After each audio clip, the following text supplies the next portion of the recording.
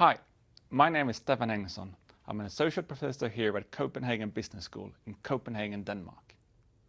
It's a great pleasure to welcome you to Innovation Strategy, developing your Fintech strategy.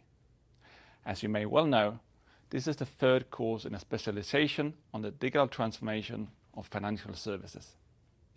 The course is designed to stand on its own, but if you haven't already taken the first two courses, I recommend you to do so. I promise. They're very interesting. So, in this opening video, we are going to spend a little time to talk about the framing and the motivation behind this course. Do you think that digital innovations are going to be an important part of how companies in the finance service industries compete in the future? There are many reasons to think so. In the previously very conservative financial industries, fintech is now the word on everyone's lips. Investments in fintech has grown almost exponentially over the last couple of years to reach $25 billion in 2016. Now almost all traditional companies in the finance service industries have ramped up their investments in innovative technology. And more than half of the banks says that they are actively looking at external sources for acquisitions, partnerships and accelerators that will give them access to exciting technology. So, even if you don't know exactly what will happen with finance, it's quite certain that innovation will be a critical component of how companies compete in the financial services industries.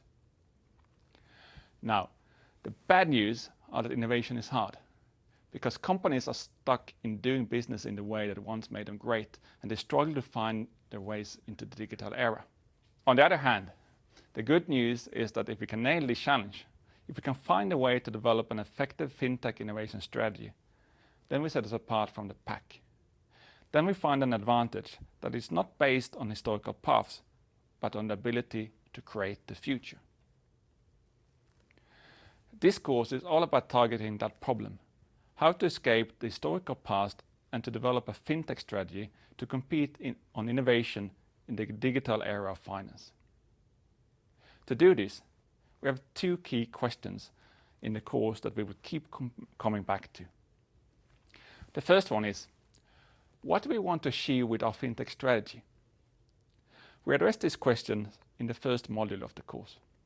The question is basically about the problem we want to solve with our fintech strategy. We can't have a discussion about fintech innovation without knowing where we're heading, so we're going to start in this end. The second question is then, how do we develop a fintech strategy to achieve our goals? We address these questions in modules 2 and 3. In the search for tools that can make us innovative, we have to look both at arrangements to create internal innovation and ways to channel innovations created by others.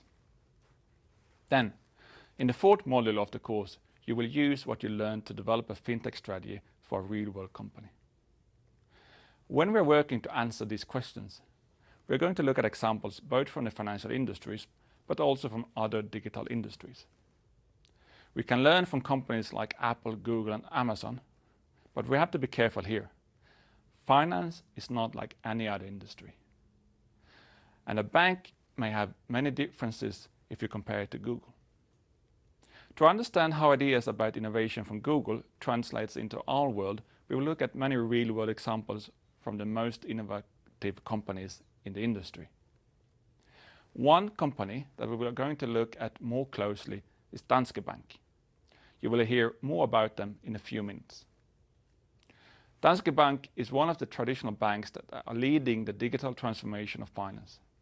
It's a bank that has won numerous innovation awards and is behind some of the greatest digital innovation successes in Europe. We will study their approaches to innovation and hear from the bank itself about how it pushes to be relevant in the digital era. So, welcome to the course. Let's get going.